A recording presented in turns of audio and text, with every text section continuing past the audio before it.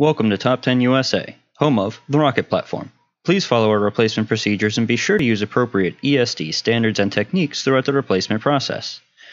If these procedures are not followed appropriately, damage to your equipment may occur. If your machine is covered under the Rocket Plus subscription and you have any questions or concerns, please open a ticket through the Rocket Platform customer portal. Your first step is to access the group manager of your Dell EqualLogic array. There are two methods to accessing your array. If you already know how to access the Dell EqualLogic Group Manager, please skip to 1 minute and 9 seconds. If you are utilizing SAN Headquarters, you will want to open and launch SAN Headquarters. Once SAN Headquarters is loaded, on the left-hand side of the page you will see a list of current groups managed by SAN Headquarters. From here you will need to select on the particular group with the current issue. You will right-click on the group name and select Launch Group Manager and log in using your login credentials. If you are accessing your Dell EqualLogic via a web browser, you will open your web browser and in the address bar, either enter the host name of your SAN or enter the management IP address. Once you see a login prompt, please enter your login credentials. Once you are logged into the EqualLogic Group Manager, you are going to need to identify the EqualLogic array with the issue. On the left-hand side of the page, you are going to select on the particular array that currently has a warning indicator. In the center of the screen, you will see a row of tabs across the top of the page. You will need to go to the Maintenance tab of the Dell EqualLogic array. For the right-hand side of the page, you are going to see a section with some identification information of this array. Be sure to click Start LEDs Flashing, and then make note of the service tag of your Dell EqualLogic array. You will need the service tag and LED indication turned on for any service procedure to identify the faulty SAN with ease. Prior to replacing the physical failed drives, you must first ensure that there is no RAID rebuild currently running.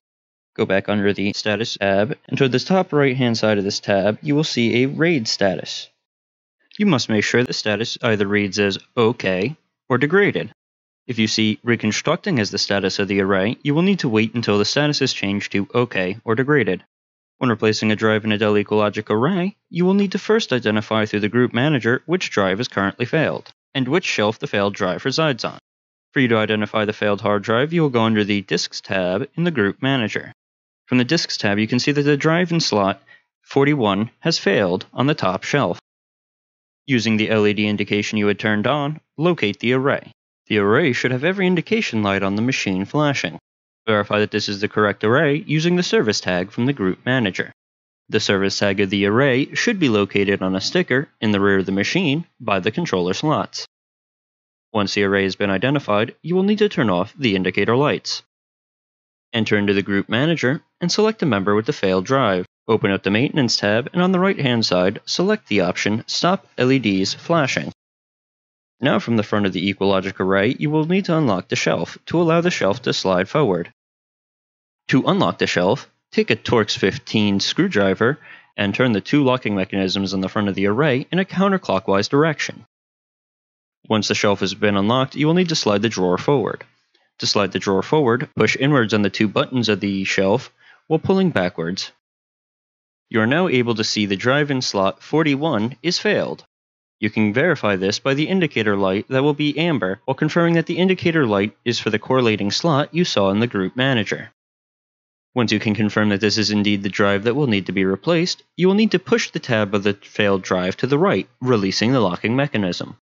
Once the mechanism has been released, the drive tray will begin to swing up as it is no longer secured in the slot. Grab the drive tray from the sides and lift straight up to remove it from the slot. Now that the failed drive has been removed, wait approximately 10 to 15 seconds, then you can proceed with inserting the replacement drive.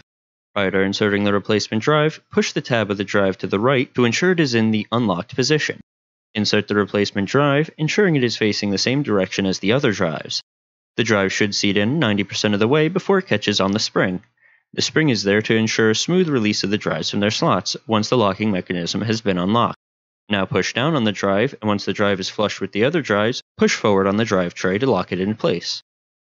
Now close the drawer by pulling the white tab on the slide toward the front of the chassis while pushing forward on the drawer. You will then hit a locking point in which you will release the white tab and then continue pushing the drawer until it is flush with the rest of the machine. Return to the Group Manager and confirm that the drive is now showing healthy. If the array is now back to a healthy status, you are safe to close this call out.